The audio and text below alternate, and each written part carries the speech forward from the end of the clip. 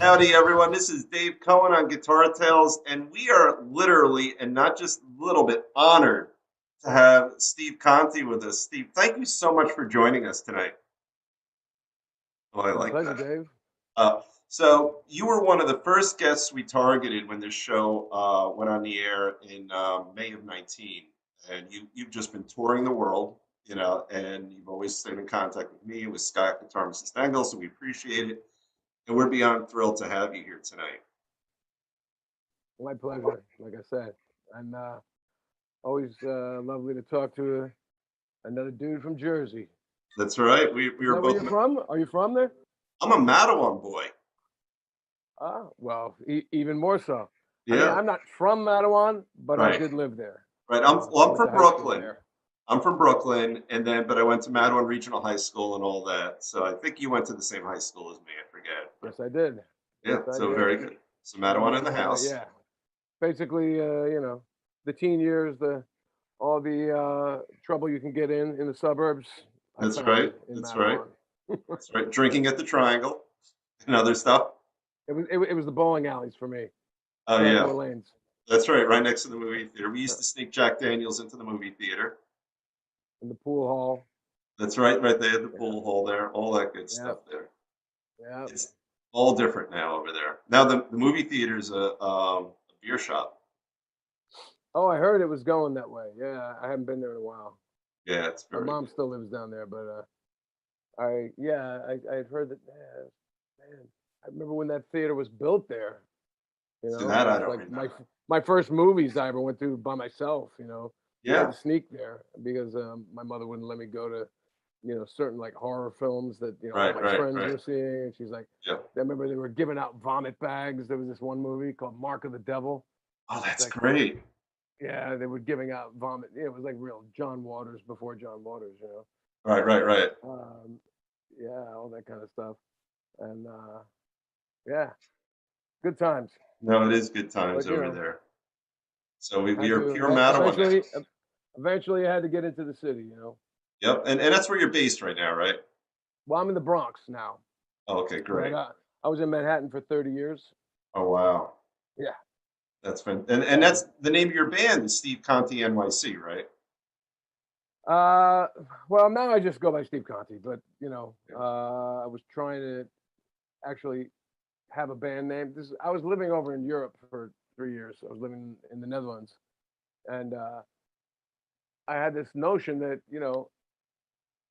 when I would tour over there, if I just called myself Steve Conte NYC, then I wouldn't have to depend on the owners of the clubs to put on the marquee Steve Conte from New York City, right? All right. Because That makes sense. there's something exotic about when you're playing in Holland or Belgium or France or England to see somebody from New York City, right? So I thought, well, let me just build it into the name. Right. So I had the band called Steve Conte NYC, but no one got it. Oh, really? Even Stevie Van Zandt when he first played me the Underground Garage, he would go, "Welcome to the Underground Garage, Steve Conte." I'd be like, "Okay, Steve Conte NYC," and then everyone would call it Steve Conte the NYC album, Oh, okay. Now I right? saw he gave you a nice review of the new album, though. He said some kind words about it. Yeah, well, he loves it. I mean, I Yeah. hope he does because I'm on his label, and Yeah. so he's playing me on the radio show. I've got my third single is out now. Um, yeah, and he's very hands on with what he picks to put on his label and on the radio. So it's That's really good stuff. And I there's so many great interviews with you. I wanted to tell you that one of the most enjoyable things that I've done in preparing for this, I'll just spend an hour on YouTube searching your name, and there's so much great stuff, including some really good interviews. So I know you have this wonderful and varied history with the New York Dolls, and you were with Blood, Sweat, and Tears. You toured with them for a while, the Michael Monroe band. So I know there's a lot out there where you've given some great interviews on that. But now you've got this album, and the one thing I've noticed that I really appreciate about everything I've heard you record, everything I hear from you is fresh. Like nothing I've heard from you sounds formulaic, or reliant upon that which preceded it. And I was wondering how you get that. How do you draw on the feeling that gives you something that sounds happy and new and inspired? Hell if I know, man. Um, I have no idea.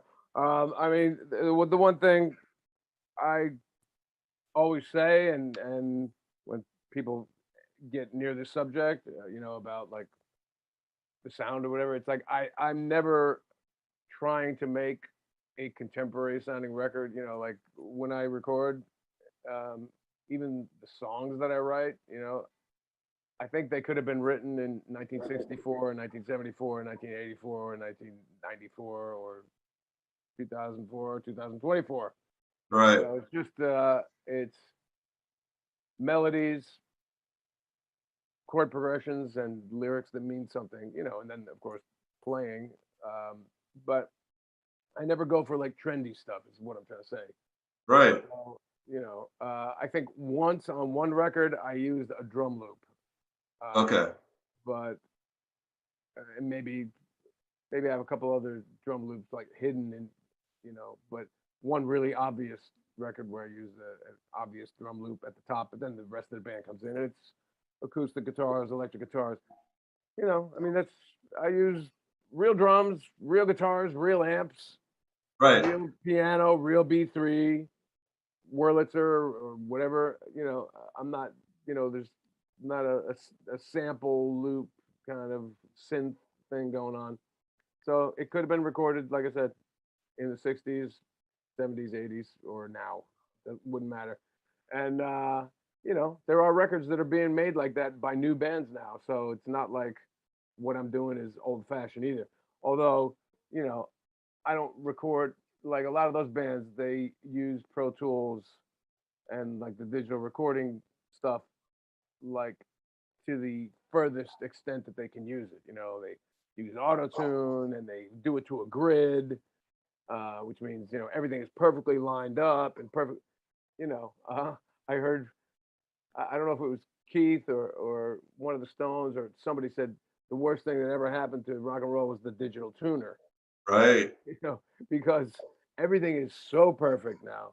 I mean, if you listen to, a Stones record from '69, what, Honky Tonk Woman or whatever, a Honky Tonk Woman, for one, the tempo, if you ever listen to the song, like start it at the Right. beginning and let it play to the end, and then go immediately back to the beginning, you hear how much the song speeds up. It's Right. like by the end, it's fucking racing, and it's great because the energy just that's the way a band plays. It breathes together.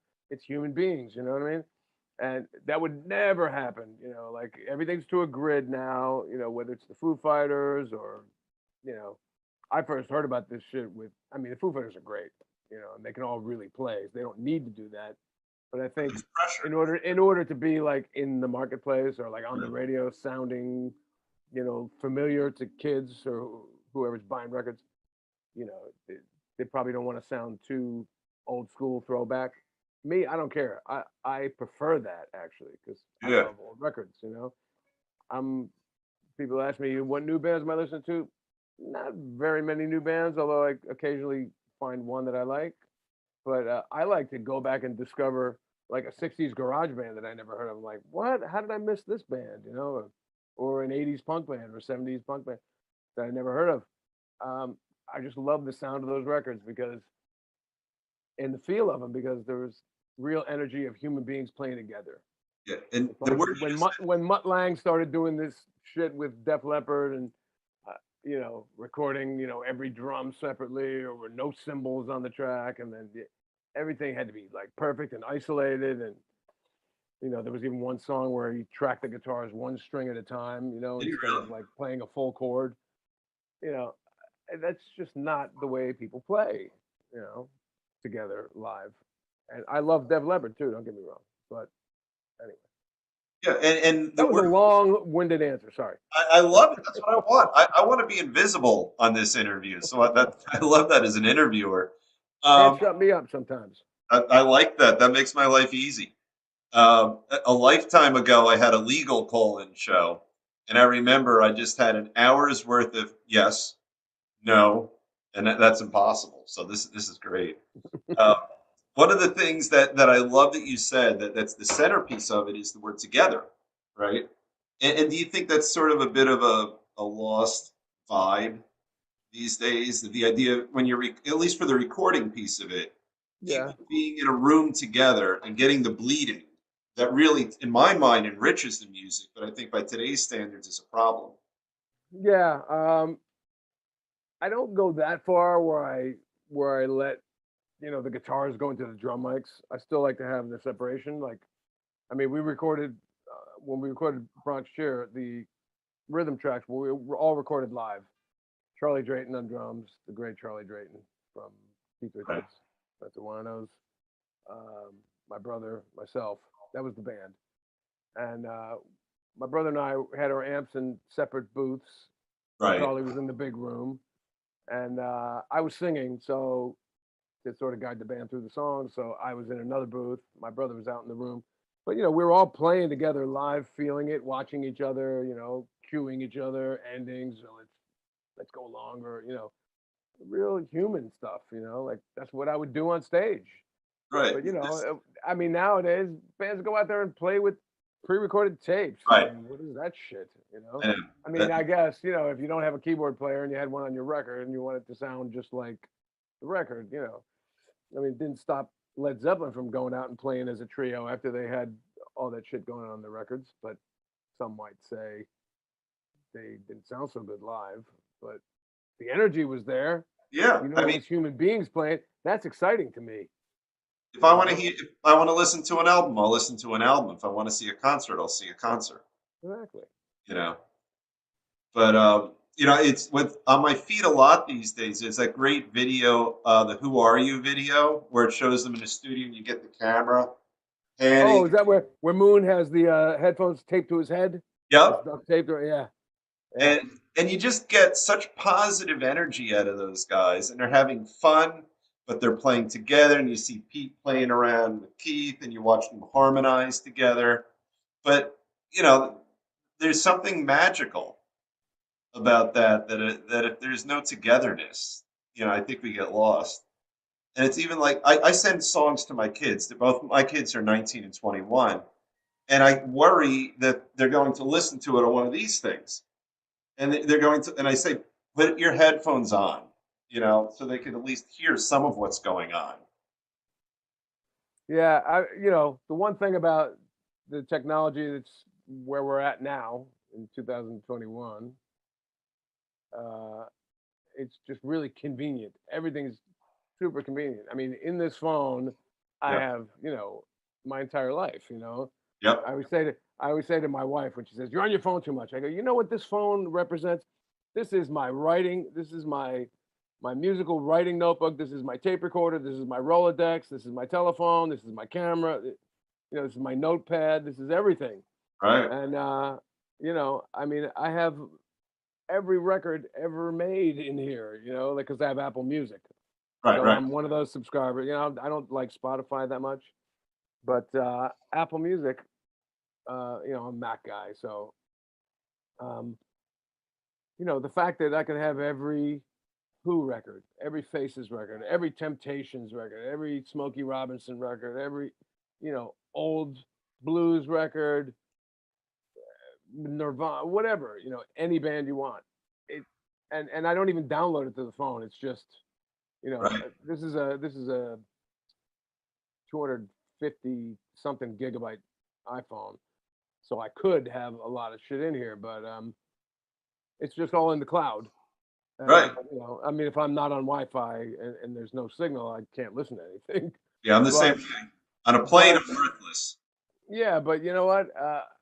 If I know I'm going to be on a plane and I want to listen to stuff, I'll just make sure that I temporarily download it. Right. But the fact that I can have all this, which is it's really terrible, man. I have all my vinyl. I have every vinyl record that I ever had from when I was a kid. 45s, LPs. I have almost every cassette, VHS, DVD, DAT. You know, I don't have the 8 tracks anymore, but you know, I have all that media, and I have a complete stereo system, and all I do is listen to this thing on a fucking Bluetooth speaker. I know. Because it's so convenient. I turn on Bluetooth, and I'm like walking around the house, and I just move the speaker. Gonna wash the dishes, I move the Bluetooth speaker to the Right. kitchen. I go to fold the laundry. I bring it in the bedroom. It's so easy. Yeah. So that in that way, technology is good. And Right. of course, No, on this laptop I'm talking to you about, I made my entire record on. right. Yeah. I mean, we started on tape, analog tape, Right. in a proper real studio, a great studio called Atomic Sound in Brooklyn. And we recorded to 2-inch analog tape through a Neve console and all this great, tube tech and Pultec gear and all the real shit. And then we dumped it to Pro Tools, and I did like, right here in this room, I did a lot of my acoustic guitars, Right. vocals, percussion. Like I live in an apartment, so quiet. I can't go crazy in here. But I Right. have my own studio in Manhattan where I could crank up. I have my Marshalls, my Voxes, all the real amps. I did my solos, and that was all. I just brought the laptop, and I have a little Universal Audio Apollo Twin mic pre. Sounds amazing, and that's my studio, man. Do you have any nostalgia for the big 2-inch reel, or is just the digital so much better? I wouldn't say it's better, but it's certainly, it's the difference between. I mean, I still have. Oh, I have 2-inch reels of all my stuff from the '90s. Wow. Me and my brother had a band called Crown Jewels. I have all the 2-inch reels of that because we came right out of the band Company of Wolves. We were on Mercury Records, in 1990. We when that band dissolved, we morphed into our own band. My brother and I. He was in Right. the Wolves with me, and we just kind of did things the same way. We went to the same studio, worked with the same producer that did our demos, Peter Denenberg, up at Acme, where the Spin Doctors did their stuff, Oh, okay. and we did it the same way. I bought 10 reels of 2-inch tape, and 15 minutes on each reel. We'd do 3 or 4 takes of each song. So I'd have one reel would be 3 takes of one song. And Wow. I still have those in my closet. That's really cool. I have a memory. It's not really cool. It's really inconvenient. Yeah, but I don't know. I in, like that kind of stuff. when you live in a New York City apartment, it's not. That's a little different, right? So, believe it or not, I have a connection to your brother. Um, I don't know how or why this happened, but your brother was in some jam in the F section in Mattawan way back in the day, and I was just hanging out, and I watched him working on some bass riff, um, and he got it. Like it had been something he had been struggling with, and I was just a kid, and I'm a shitty guitar player. I suck. So just to be clear, and I watched him get something that he had been working on for a while, and he had this look of joy on his face, and it was really neat to watch him like struggle with whatever. I don't think it was slap or anything like that, but it was just something he was trying to get done. It was somewhere in the F section of Mattawan, and I have no memory as to why I was there. And he got it, and his whole face lit up as he had accomplished something on his bass. And this is, I have no idea how long ago, but it's forever ago. But I have that little connection with your brother. But it was pretty cool. I remember really recognizing and appreciating sort of what had internally happened with him when he sort of crossed the threshold. It was pretty cool. Yeah, he spent a lot of time with that instrument. That's for sure. We would, when we were growing up and both living there in the house with my mom in Mattawan, we would, he'd be in. I had my separate bedroom. Right, right, I was in one end because I was the oldest, so I got my own room at a certain point.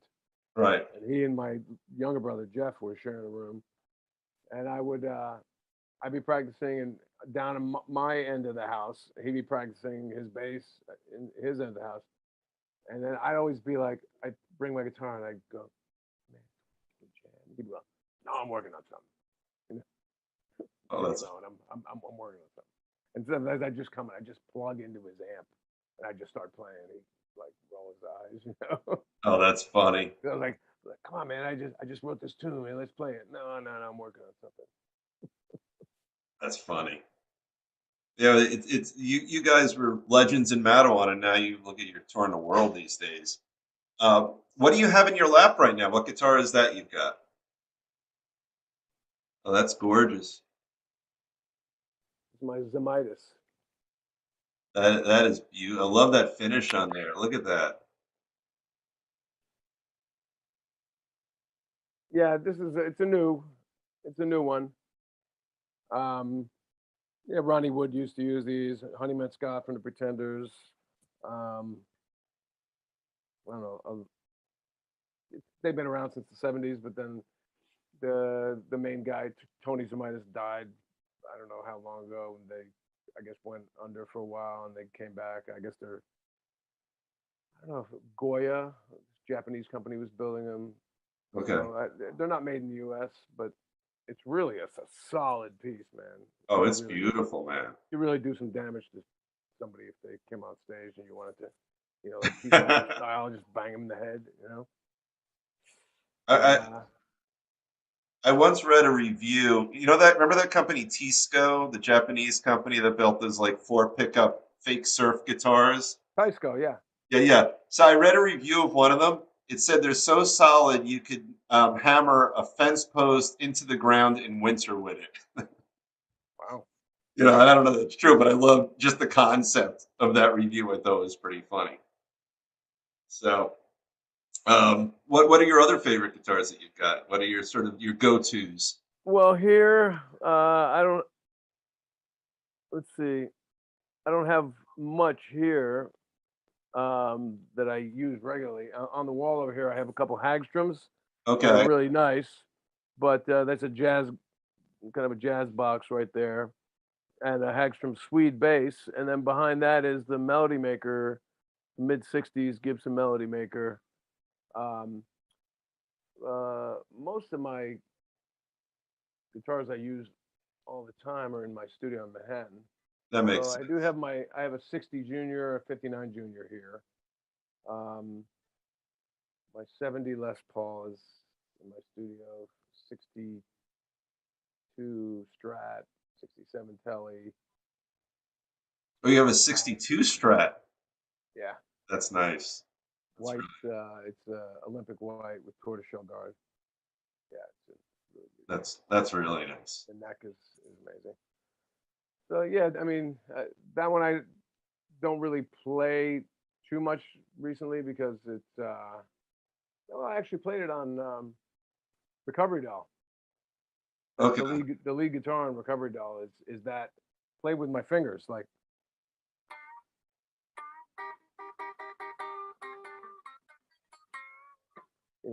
without a pick. Right. That So sounded a little honky tonk womanish right there. yeah,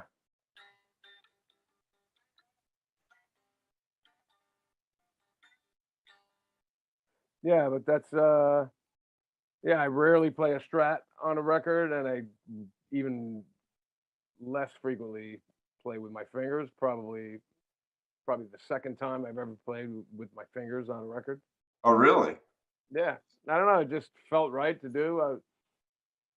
You know, this is the one great thing about this kind of recording, this kind of guerrilla recording it on your own and stuff. It's like you're not like in the studio with like a bunch of dudes looking over you and you're Right. looking at your watch and figuring out how much you're spending. I'm in my studio by myself. I can do whatever the fuck I want, That's great. and I don't have to say to anybody, was that good or do you like that? What do you think? I'll just try anything. And I guess I tried that and was like, oh, why not? You know? Little Mark Knopflery, maybe. Yeah, sure. Or, well, yeah. I mean, I've never been a real fingers guy. I want to be now.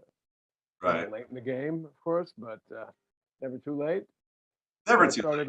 I started like watching Tommy Emmanuel videos. He's like ridiculous with his finger picking, and I started trying to, kind of teach myself from watching his videos. And now I'm working on a bit more of hybrid picking, where you kind of use the pick and then these two fingers. Right. I'm no good at it, believe me, but it's something to work towards, you know. It's good And stuff. you know, if I'm working on anything, you know, it would be just like stuff that I haven't, you know, really done, like more, more left hand, you know, not picking every note, you know, like I used to really, you know. Now I'm just trying to get this like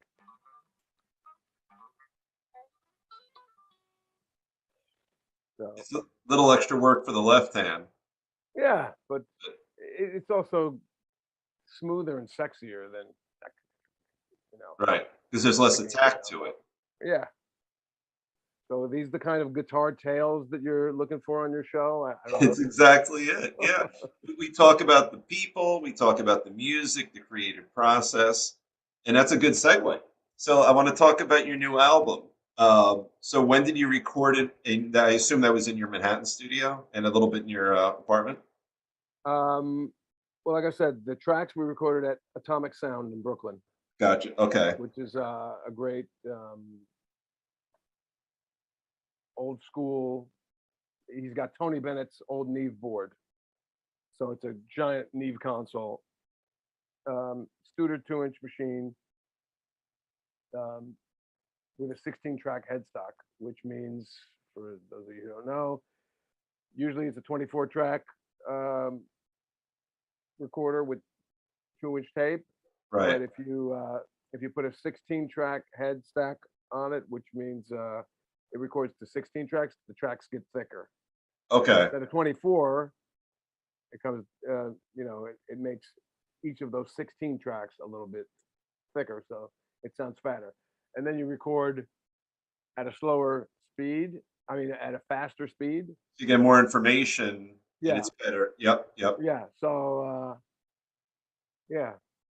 So and that's what they did back in the day. You know, like all those great '70s. You know, Bad Company, Free, Zeppelin. You know, Yeah. that's And they how hold up.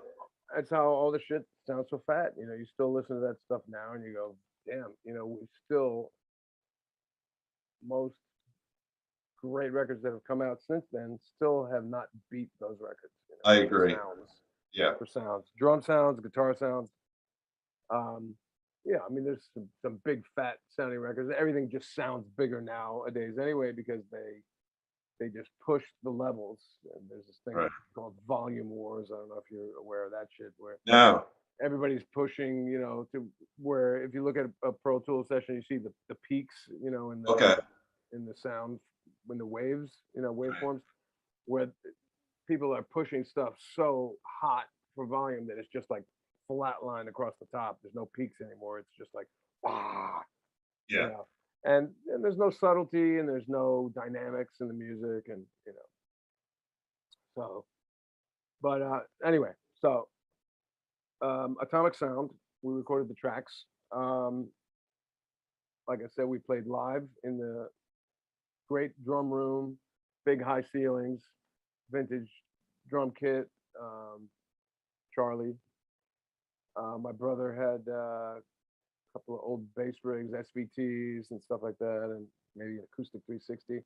I brought my pre-top boost Vox AC30 62, and he had a couple of great old like magnetones and these weird like little amps that I used, and also some like weird old guitars like Framises and stuff like that. I haven't heard of a Paramus. Framis? Yeah. Oh yeah, they're like Hofner, you know, like that kind of like hollow body kind of thing from Oh, nice. Europe. I don't know if it's German or what. But mostly I used my 60 Junior, my 70 Les Paul, my 62 Strat, what else? That Telly, 67 Telly. I used this as a Midas on one. I don't know which song. 335 I used. I was late 70s, 335. 59 Dan Electro. Oh, nice. Nice. I used that on Dog Days of Summer, the solo. Little lipstick pickups on that, right? Yeah, yeah. Yeah. If you've heard Dog Days of Summer, the second single with the video. Yep. It's out on YouTube. That I lead, it sounds really, it's a really unique tone. Yeah. That's the 59 Den Electro. But I did all those later. So we just got the tracks, just guitar, bass, and drums, recorded all that to tape, dumped it into the computer, left the studio after the weekend. We recorded the whole album in the weekend. Wow. 10 songs.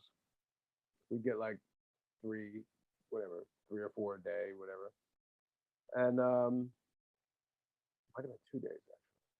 I think we set up on a Friday night, did Saturday and Sunday, and then we were done. So left the studio with hard drives, took the hard drives back. I did guitars in my studio. I set up my amps. I hired an engineer to come in. See, this is what I'll do. I'll hire an engineer to come in and place the mics in the sweet spot. Right. And then I'll say, okay, that's 2 hours. Here's your whatever, couple $100 bucks. Right. Go home now. I got this from here. And then I'll just do it, the rest of it myself, So I recorded all the solos and overdubs there. And then we did vocals at my co-producer, Andrew Hollander's studio. And I had some of the guest vocalists come there and sing with me, and that was it. And then that was 2019 into early 2020. And I finished up in February 2020, just in time for me to run over to Europe, do some dates with Michael Monroe. Right. And while I was there, we were there for 6 weeks of gigs. After about 3 weeks, COVID hit. Yep. And that was it, man. I came back and, nothing happened for, still Year and a half. Nothing happening. Years. But, but I did, I had to mix and master the record all by the internet, which I've done 5 records like that now, so I'm no stranger to that process. Right. I guess what was different about this time was my mixer was in California, and I got home to New York after the Monroe tour got canceled because of COVID. I came home, and then we were seeing what was happening in New York. There was like, shortages of everything. Like you go to a supermarket and there's like people were like hoarding toilet paper, and like the shelves were empty. And we're like, man, this is horrible. We went back to Europe. My wife is Dutch, so we went to the Netherlands and stayed with her family for 6 months. We were there half a year. We were communicating then. I remember that. Yeah. Yeah. So I would be in the Netherlands, and my mixer was in California. The great Nico Bolas, who mixed, he's worked on Keith Richards' Expensive Winos records, Neil Young, Don Henley, Boys of Summer. He mixed that. So, and he's worked on every record I've done for the last 20 years. And he's in California. I'm in the Netherlands. We're like 9 hours apart. So we'd have this like one little window of like 2 hours where he was just waking up and I was just about to go to bed. So that's how we mixed the record, But he would do it and then send me email me a mix, and I'd go, bass is too loud, or can you put a little more delay on the vocal or whatever. And we got it that way. And then when I got back to New York, we actually I had it mastered. A guy upstate. I never met him. Talked to him on the phone, and so I got it all done in 2020, and finalized my deal with Little Steven and Wicked Cool Records in late 2020. It came out in first single earlier this year, 2021 May, Recovery Doll. And now I'm on the third single. It was Recovery Doll was the first single. There's a video on YouTube, the virtual reality crazy thing. Yep. And then Dog Days of Summer came out in August, another video for that. And now Overnight Smash is the latest single, and there'll be another one coming out in a couple of weeks. Now, then where can people buy it? I know you have it available on vinyl and CD. Where do they get it? I know the answer, but I'm asking you to say it. Okay, well, this is what it looks like, folks. By the way, I was looking at that today. What a great, intense photo I don't know if there's a backstory to that, but Oh, there's a big backstory to this. This I want to hear it. kid, That's great. Yeah, hold it just like that. He doesn't look happy right there. He looks pretty intense. it's a protest. It was back in 2016 when Trump was elected. A bunch of high school kids were protesting his election, and they're, it's in Wow. liberal New York, Yep, yep. I'm and a kids, lefty left. I'll admit. I'll say it. yeah, yeah. Well, I mean, sometimes I don't know who I'm talking to, so I might piss somebody off, but Yeah. Not. I was not a fan of that guy. No. But that's the little extra bonus that I know in my mind.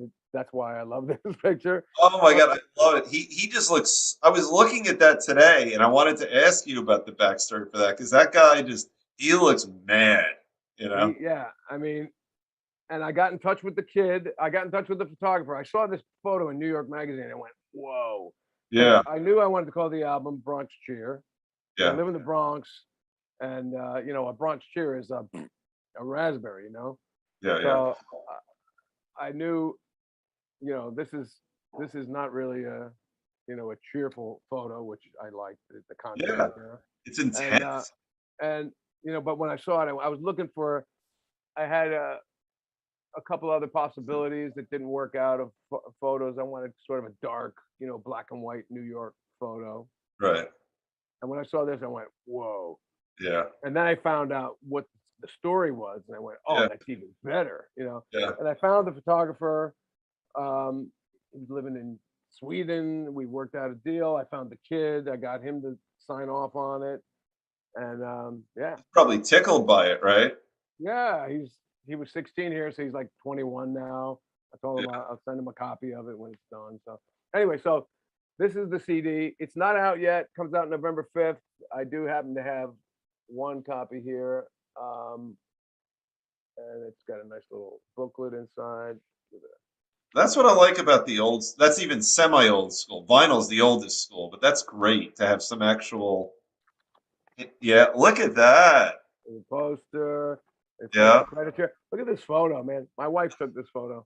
that's a great photo. That really is. I I remember, mean, you don't see my face, but that's all you need to see to know it's me. Just look at that nose, man. yeah, hey, dude, you're an amateur in the world of noses compared to me. Look at this. Look at this. I'm a professional nose guy. Here, look at that. Yeah, that The looks Italian noses are still better than the Jewish noses. But well. I love It's in the that. eye. It's in the eye of the beholder, I guess. Yeah, right. I But love in the old days when you would buy an album, you come back and you have a little bit of art to look at, and as you're listening to music, there's something tactile. of You know, course, I'm a that's hoop. what I, that that's yeah. I feel sorry for. Well, I mean, I guess kids don't know. I was thinking about this today. I mean, I wonder if they look back at what we used to experience and go. I wonder if that's like us thinking about our grandfathers like cranking up a Victrola. Like oh Yeah, my God, who would want to do that? But like, I wonder if kids think, oh, who would want to read liner notes? Just fucking put an MP3 on your phone and call it a day. But I mean, I would read, because you had so few records because yeah. you had to spend all your allowance on 145. You have It to. was I had to cut lawns for it. Yep. Yeah. yeah, and you knew the B side as much as the A side because that's all you had was that one or two records. So Yeah. you played the shit out of both sides of them. And Yeah. I can tell you the liner notes on, Let It Bleed by the Stones, Hard Knocks and Dirty Socks. Who Right. was Tea and Sympathy? Tea and Sympathy by Jock. I know all these little stupid things from the liner notes because I fucking read them every day, as I was listening to the album. I'd What about stare at the cover, what about Queen's insert with all the naked girls on the bicycles? Oh, yeah. Which album was that? That was Ez, with Fat Bottom Girls. Which album is that? maybe Uh, Ez. I don't. I own it. It's in my house. It's I was yeah, I didn't have that album. I had Night at the Opera, I had Day at the Races, I had Sheer Heart Attack.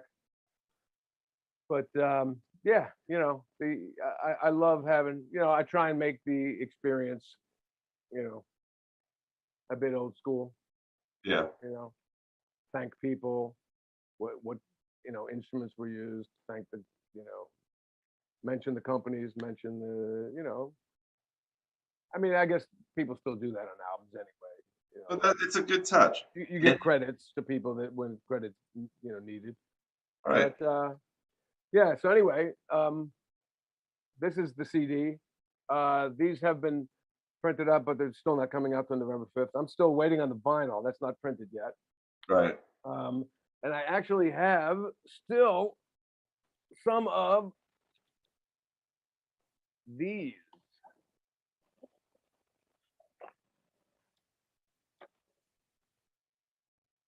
I saw that online. Yeah, and I've listened to some of the music from that. That's good stuff. Recovery Doll single. It's on glow in the dark green vinyl. Yeah. Now that, by the Uh, way, you're playing your that guitar. That's a pink guitar on the back, right? oh, that's just colored for the. Okay, but you have one of your you had an album. I forget which one it was, but you guys did a version of Mercedes Benz. Oh, That that's my Gimme Gimme Rockaway yeah, single. and the Rockaway Yeah. single's great. And I went bonkers over your cover of Mercedes Benz because you turned it into something really cool and really different. And I would not be exaggerating if I tell you I played that 80 times. I think that was fabulous what you Oh, did in that. oh, cool. Yeah, I've been doing that version for God, I don't know, 20 years. I've been playing, because I always thought it was cool that Janis Joplin, when she did it, just did it a cappella. There was no Yeah, chords to it. yeah, Like, Lord, won't you buy me a Mercedes Benz? And when I heard it, I was like, I can hear the chords in there. And right. now, of course, after I recorded it, I said, I wonder if anyone else has ever done that. And I went back and Googled it, and I found some other people have done it with put chords to it, but not very good. No, I you mean, I put just thought into that. I just made mine just really simple and straight ahead. Some people, I guess, tried to get a little fancy with it. Um, but well, thanks. I'm glad you like it. Yeah, and that was yeah. There's a story behind that recording. Well, When that was the first thing that I did with Little Steven. oh really? Um, the well, he played my Steve Conte NYC album on the Underground Garage and gave me a couple coolest songs in the world and all that.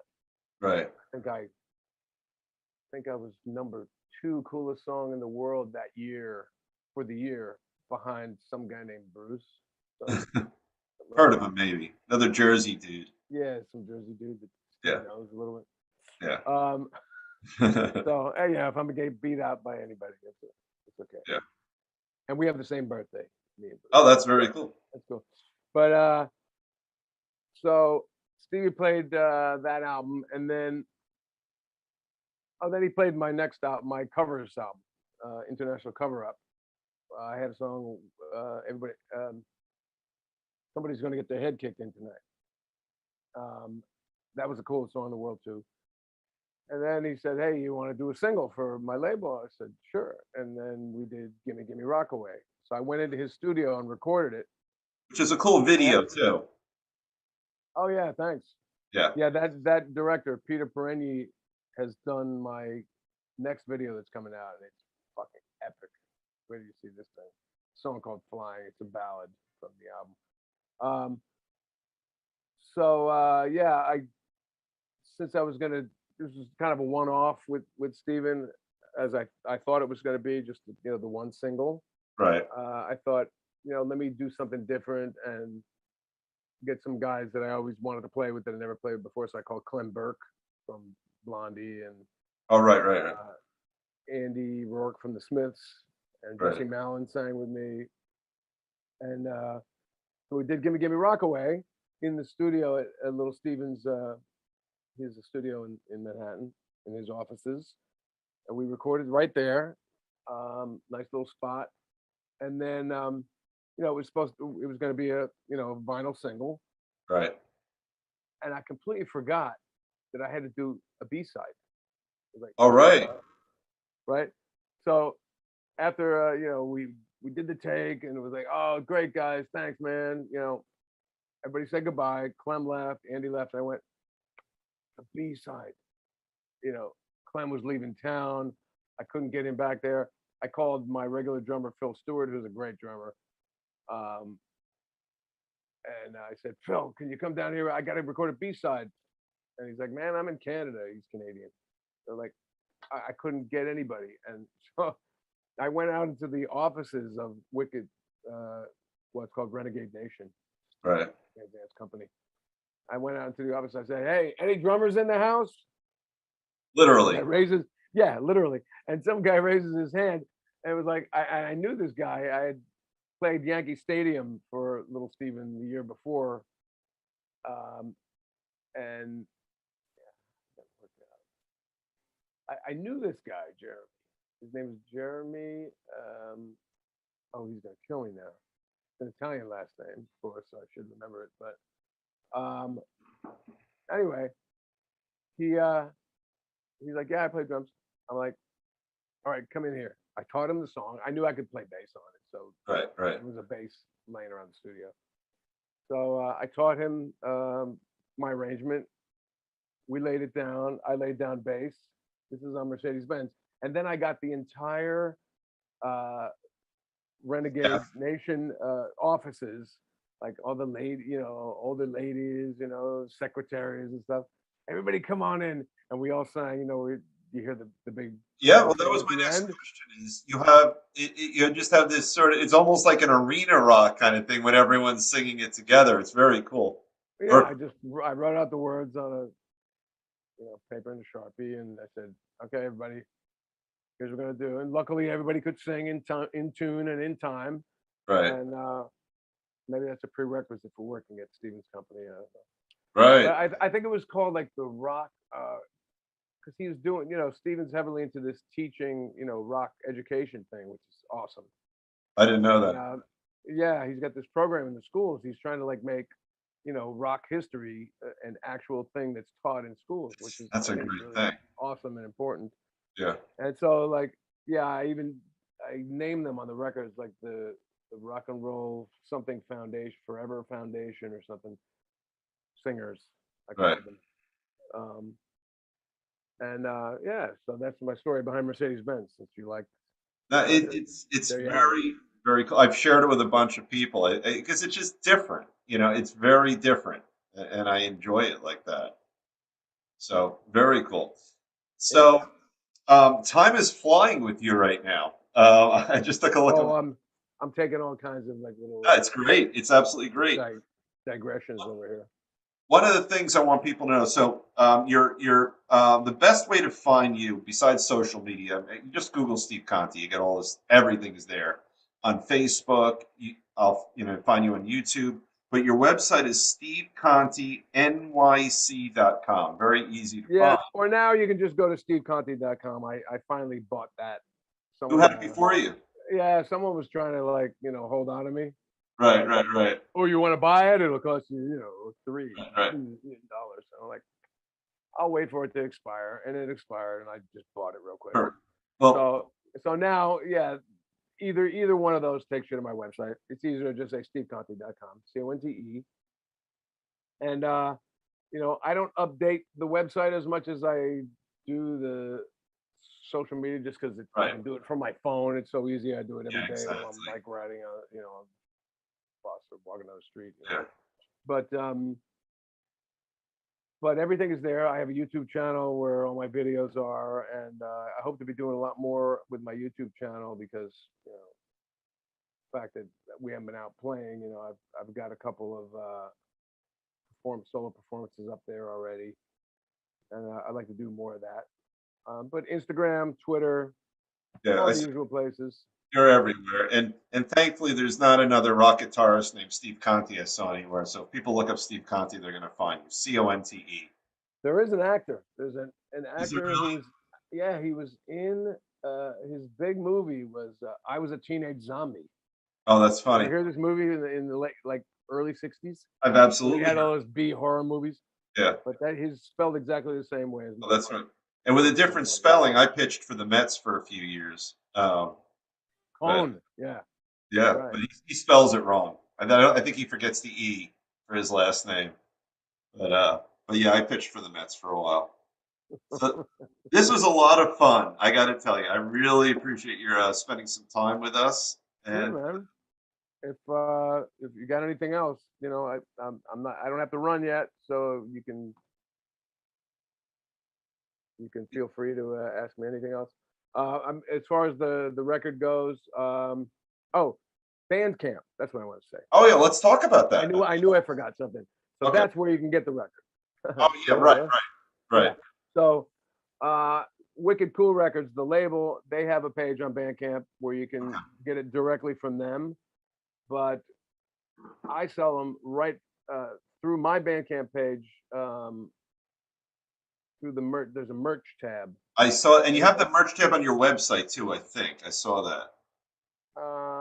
That's so old school. I might have a link to it on there, but I don't have a possibility to sell with a credit card or anything on my website. Right. That's through the Bandcamp, and it goes through PayPal. Or maybe they don't do credit cards. Yeah.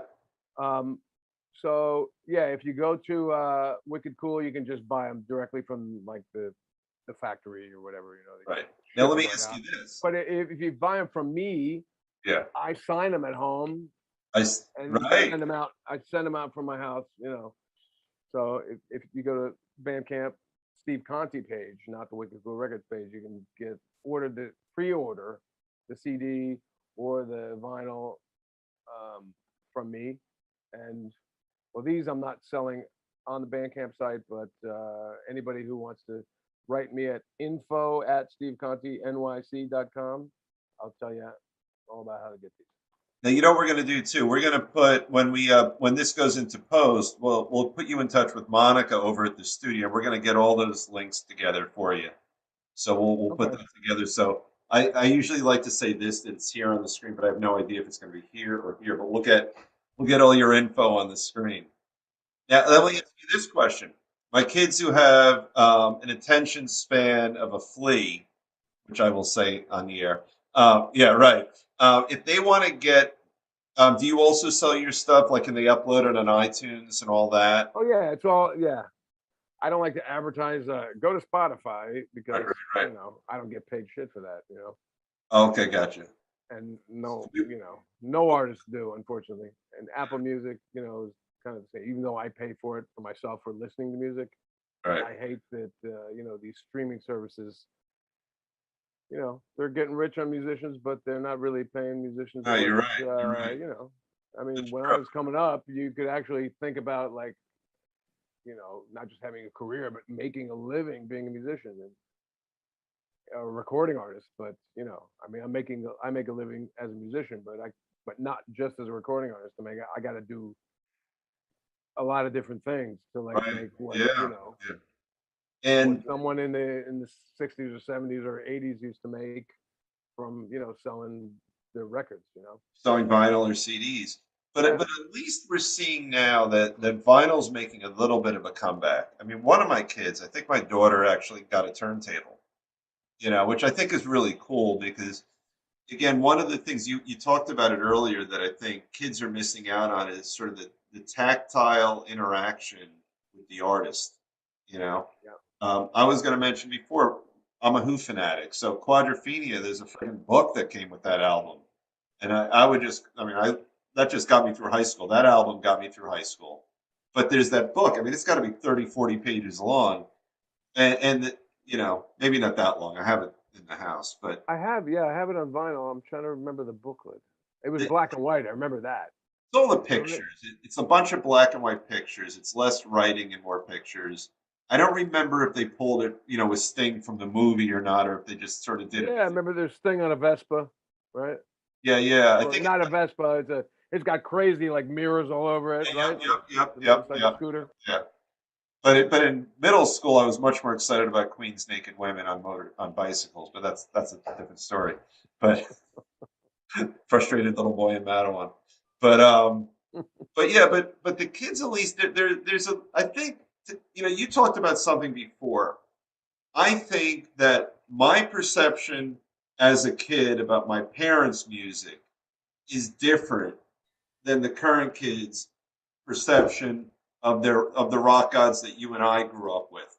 Like my daughter shocked me. We had a long drive together, and she told me that she loves the Stones and she was getting into the Stones, and I thought that's really cool.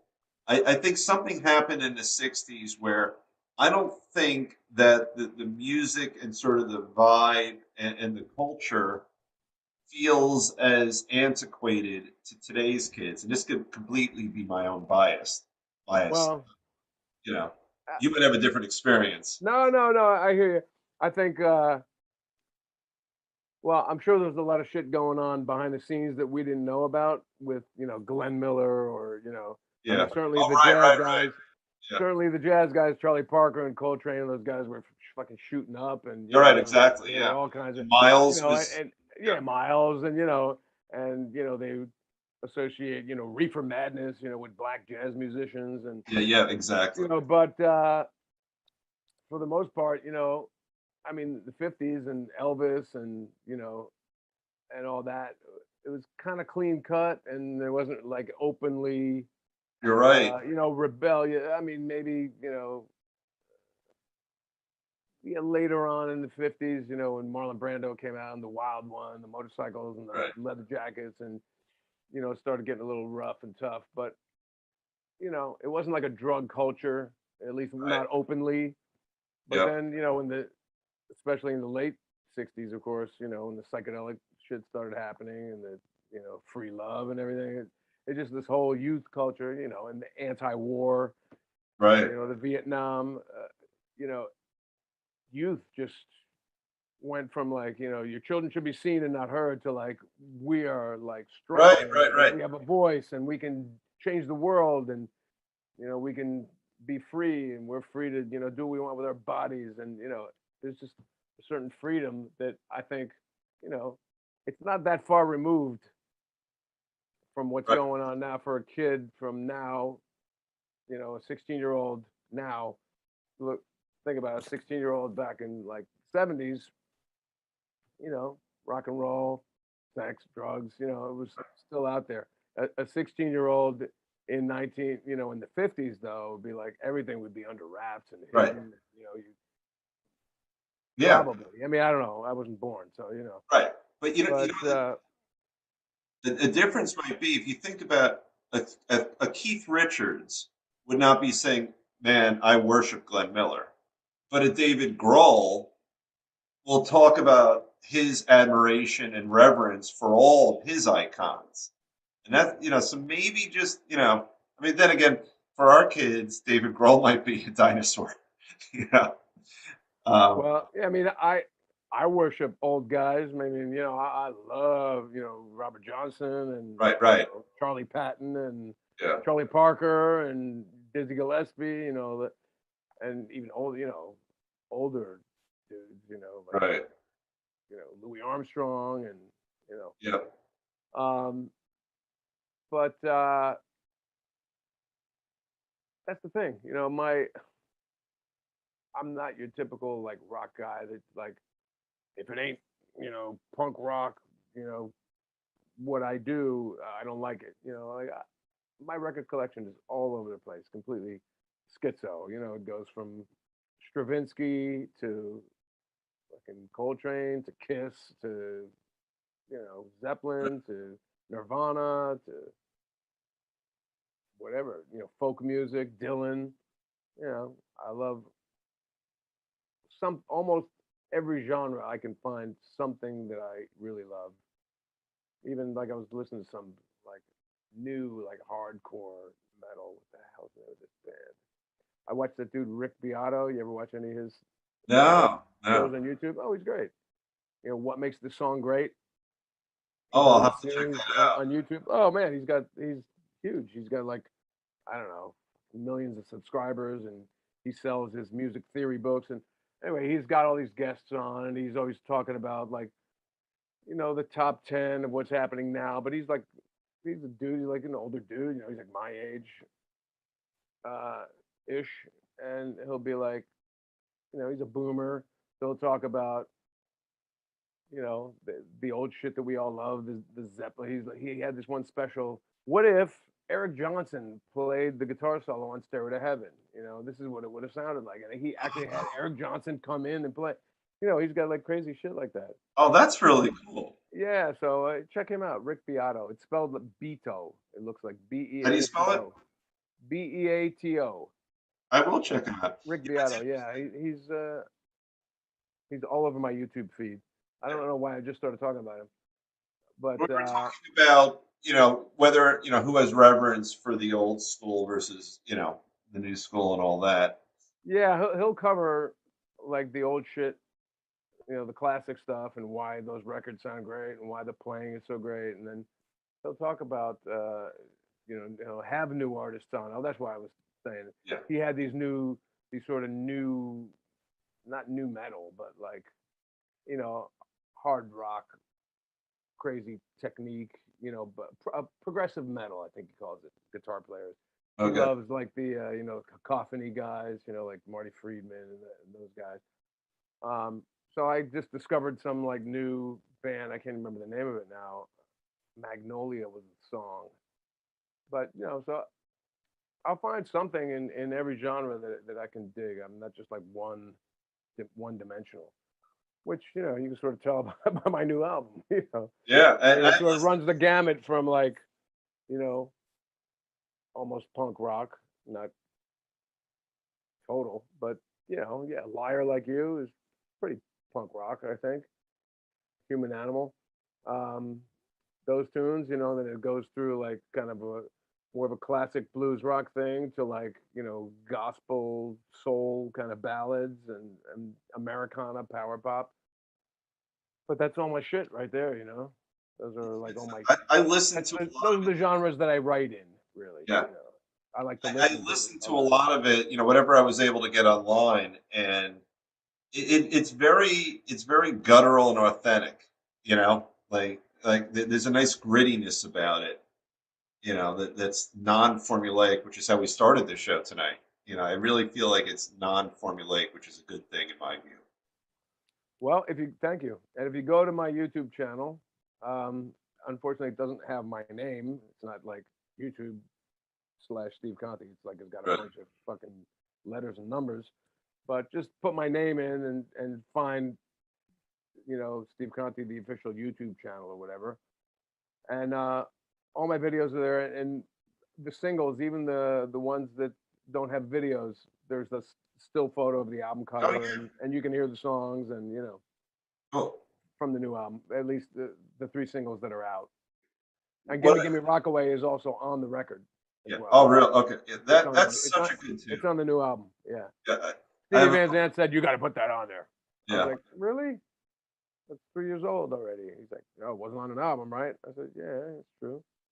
It's such a cool, catchy tune. Like I said, the video is great. It's such a, it's such a New Yorkish kind of video in a really good way.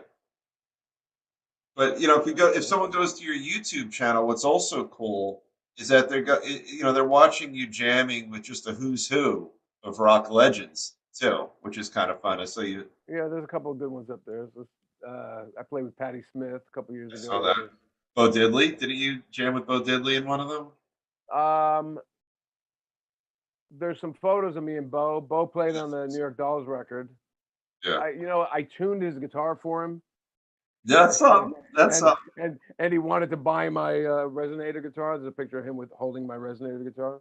Oh, that's cool. No, I'm holding it, but he was like, "Man, sell me that." I was like, "Oh man, you know what? I can't. I'd love to, but I got him to sign it." So. Right. So you were on Craig Ferguson with the New York Dolls, which is cool. Yeah, I can only put the ones on my YouTube channel that I actually have the master file for. So right. I don't have those. I just if I post them on Facebook or whatever, I find whoever uploaded them, and I, just repost it. But they're there, Yeah. It's there for the searching. Yeah, they're all up there. Yeah. Well, I hope I can do this sometime when COVID's over, and come. I saw your episode with Kenny Dubman. Yeah, that was how great did he and his wife perform together? Holy shit! I didn't see that. I just saw you talking to him. Oh my God! Yeah. Oh no, I'm sorry. I'm thinking of Kenny Dubman performed on his own. I'm thinking of Matt O'Ree and his wife performed together. You know Matt? Oh yeah. So, I met him a bunch. He's He's from Asbury. I played at the Saint a couple times with him. Yeah, he's from the Shore area. So yeah, so Kenny, yeah, his guitar playing was wonderful. I love his gritty voice and all that. But he did a great performance. Did you watch it? Did you see the song he played? You know what? I can't recall. I remember him talking about how he was a ship's captain for a while, and Yeah. my sister's good friends with him, so I remember her telling me that too. But I don't recall a performance though. Oh, But it's at the very beginning of the show. They oh yes, yes, yes, yes, yes. I remember. Were you guys jamming together? Were you playing rhythm no, behind him, or he was playing by I'm not himself? good enough to jam with him. Um, no, I'll hold someone's guitar and strum a few chords to test out the guitar, but I'm not good enough to do that. I could sort of get by, but I'm not at Kenny's level even remotely. Um, Well, if you got some nice amps there, I'll bring a guitar down next time, and no, we I'll want do you. the same. Yeah, we want you in the studio because yeah, the sound there is great. The studio is beautiful. We will get you in the studio as soon as it's safe to do so. We'd love to have you there. All right, So count on it. very cool. Well, this was beyond fun. I really appreciate All you right, Dave. today. Yeah, man. Thank you, and thanks Absolutely. everybody. All right. Steve Please, Conte. go to my website and find me online, all the usual places. Excellent. Well, you have a great night, Steve. Thanks. Thanks, Dave. You too. Thank you. See you, everybody. Yeah.